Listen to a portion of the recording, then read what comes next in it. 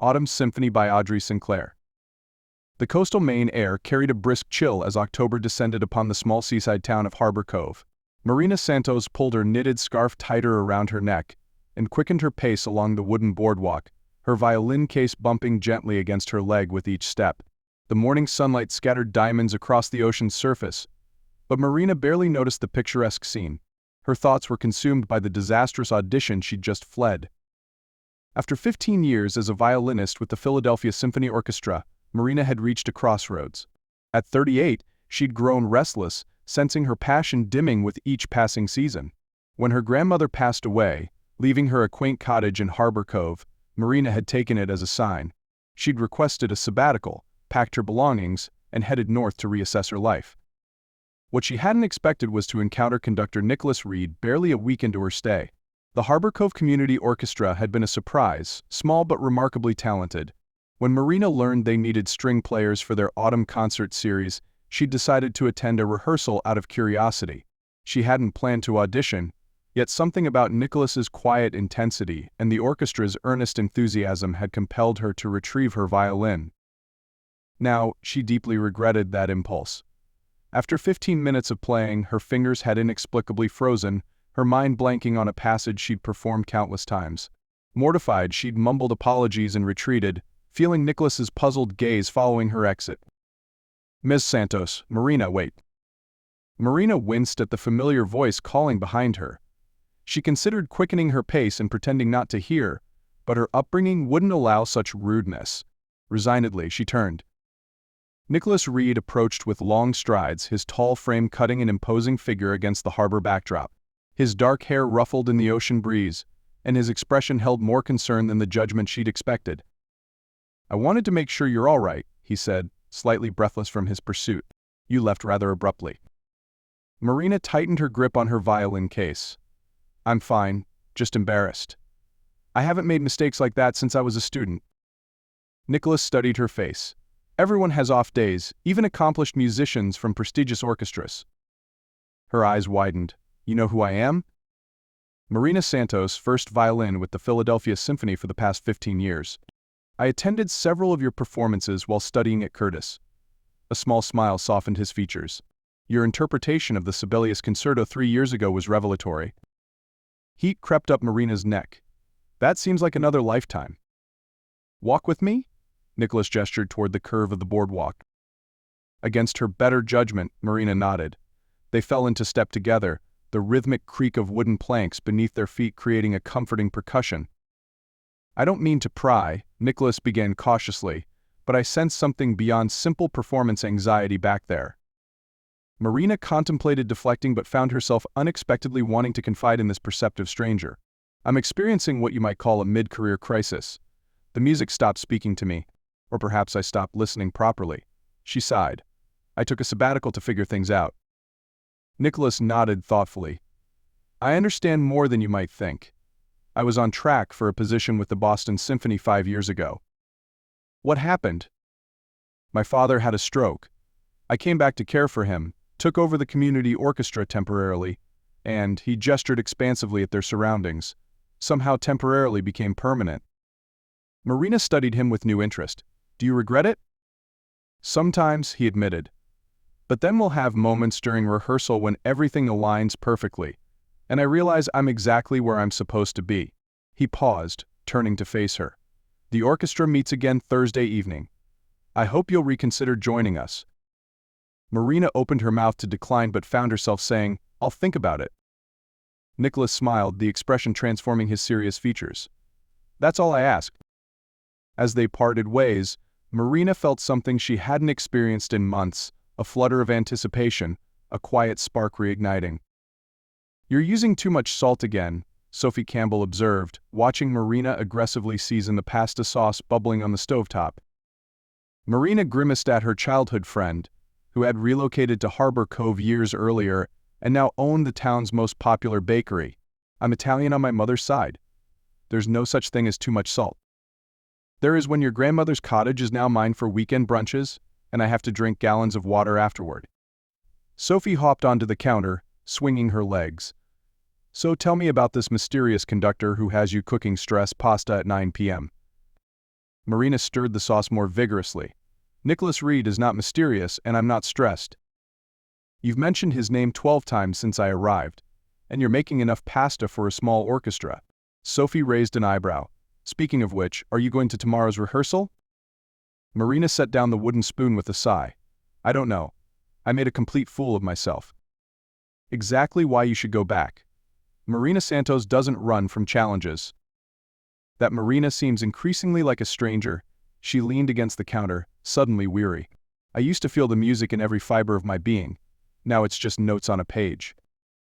Sophie's expression softened. Maybe you need to play for joy again, not perfection. That community orchestra might be exactly what you need. Marina served their pasta in silence, considering her friend's words. Later, after Sophie had left, Marina retrieved her violin from its case. She stood by the open window, the sounds of the ocean providing accompaniment as she hesitantly drew her bow across the strings. For the first time in months, she played without a goal, no performance to prepare for, no audience to impress. Just the simple communion between musician and instrument.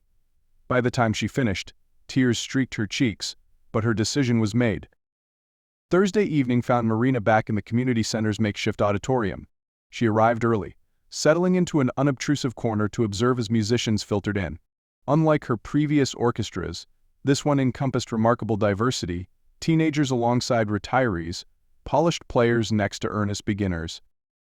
Nicholas entered last, his presence immediately commanding attention. His gaze swept the room, pausing when he spotted Marina. The small nod of acknowledgement he offered felt strangely significant. The rehearsal began with a Mozart piece, familiar territory that allowed Marina to relax.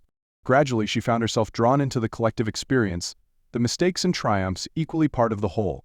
When they moved to a contemporary composition requiring improvisation, Marina initially stiffened but then surrendered to the unfamiliar freedom. After rehearsal, musicians lingered, conversing in small groups. Marina was packing her violin when Nicholas approached. That was quite a transformation from last week, he commented. Marina smiled ruefully. Amazing what happens when I stop overthinking and simply play. Precisely why I wanted you back. Technical skill is valuable, but genuine feeling is irreplaceable. Nicholas hesitated. Some of us usually grab coffee after rehearsal. Would you care to join? The invitation surprised her. In Philadelphia, Marina had maintained polite but distant relationships with her colleagues, her focus entirely on perfecting her craft. The concept of socializing after rehearsal seemed alien. I'd like that, she found herself saying. The group settled at Harbor Brew, a cozy cafe overlooking the water. Marina discovered that first violinist Diane was actually the town librarian, and bassoonist Trevor taught high school science. Conversations flowed naturally between music and everyday life, a seamless integration Marina had never experienced in her professional environment. As the evening progressed, Marina found herself seated beside Nicholas, their conversation drifting toward personal territory. What brought you to Harbor Cove originally? She asked. My grandparents lived here. Childhood summers were spent exploring these beaches. His fingers traced patterns on the wooden table. When Dad needed somewhere quieter after his stroke, it seemed the natural choice. Is he better now? Nicholas nodded. Much improved. Lives independently again, though I check on him daily. Yet you stayed. I found unexpected purpose here. He smiled slightly. The orchestra may lack Philadelphia's prestige, but there's something profound about bringing music to a community that truly appreciates it. Their eyes met across the table, and Marina felt a curious tightening in her chest. Nicholas Reed represented everything she'd never valued in her career: compromise, community balance. Yet something about his quiet conviction resonated deeply. Autumn deepened across Harbor Cove, painting the landscape in vibrant hues. Marina found herself establishing unexpected routines.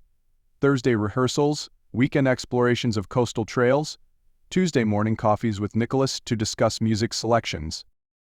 These meetings had begun professionally but gradually evolved into something more personal. They discovered shared tastes in literature, similar childhood experiences despite growing up on opposite coasts, and complementary musical philosophies. Marina found herself looking forward to their conversations with an eagerness that both exhilarated and terrified her. On a particularly glorious October afternoon, Nicholas suggested they rehearse a challenging duet at his home. Marina arrived to find a modest Cape-style house perched on a bluff overlooking the ocean. The living room was dominated by a baby grand piano and walls lined with bookshelves. "This is beautiful," Marina commented, drawn to the wall of windows framing the sea. "It was my grandparents' place. Nicholas arranged their sheet music on stands. Not exactly a Philadelphia penthouse, but it suits me." "I never had a penthouse," Marina corrected him, removing her violin from its case. "Just a sterile apartment that served as somewhere to sleep between performances." They began playing, the Bach partita challenging them both. When Marina stumbled over a difficult passage, Nicholas stopped, offering a suggestion for fingering. Their hands brushed as he demonstrated, sending an unexpected current through Marina's arm. The moment hung between them, laden with possibility. Nicholas stepped back first, clearing his throat. "Let's try from measure 38. They continued playing, the music creating an intimate dialogue between them. When they finished, silence filled the room, not uncomfortable but expectant. "Would you like some tea?" Nicholas finally asked. Over steaming mugs, conversation meandered through childhood anecdotes and professional disappointments. As evening approached, Marina found herself sharing feelings she'd barely acknowledged to herself. "I think I've been hiding in perfectionism," she admitted. "It's safer to focus on technical mastery than to confront the emotional vulnerability real musicianship requires." Nicholas considered her words thoughtfully. Music at its essence is communication between composer and performer, performer and audience. Perhaps you've been speaking the language flawlessly but forgetting its purpose. Which is? Connection. His gaze held hers. The same reason we form relationships, create communities. Human beings seeking to be understood. The weight of his words settled between them. Marina realized they were speaking about more than music. "I should go," she said quietly, gathering her things. "It's getting late." At the door, Nicholas touched her arm gently. "The autumn concert is just 3 weeks away. There's a solo in the Tchaikovsky I'd like you to consider." Marina hesitated. "I'm not sure I'm ready for that." "You are," he said with quiet confidence. "It's not about technical perfection. It's about bringing yourself to the music." His hand remained on her arm. "Think about it." On the drive home, Marina found herself contemplating not just the solo but the unexpected path her sabbatical had taken. She'd come to Harbor Cove seeking solitude and clarity. Instead, she'd found community, and potentially, something deeper with a man who challenged her perceptions of success. The following weeks passed in a blur of rehearsals, each one drawing the orchestra closer as the concert approached. Marina agreed to the solo, finding the process of preparation remarkably different from her usual approach. Rather than obsessing over technical perfection, she focused on emotional authenticity, allowing herself to truly feel the music. Her relationship with Nicholas evolved in parallel, professional discussions blending seamlessly with personal confidences. They carefully maintained boundaries, both aware of the delicate balance between their roles as conductor and musician. Yet Marina couldn't deny the growing anticipation she felt whenever they were together, the heightened awareness of his presence across a room. 2 days before the concert, disaster struck. A nor'easter slammed into the coast, flooding the community center where they were scheduled to perform. The orchestra gathered an emergency session at Nicholas's home, faces drawn with disappointment. "We've worked too hard to cancel," Diane insisted. "There must be alternatives." "The church is too small," Trevor countered. "The high school auditorium is booked." Nicholas paced the room, uncharacteristically agitated. "We need a space that can accommodate both the orchestra and at least 200 audience members by Saturday." Marina, who had been quietly listening, suddenly straightened. "What about the old boatyard warehouse on Maple Street? I walked past it yesterday. It's huge, mostly empty, and has incredible acoustics." Nicholas stared at her. "The Richardson property? It's been abandoned for years." "Which means no scheduled events to conflict with ours." Marina's excitement grew. The structure seemed sound, with some cleaning and temporary seating. "It could work," Nicholas said slowly. Then, with increasing enthusiasm, "It could absolutely work." What followed was a remarkable community effort.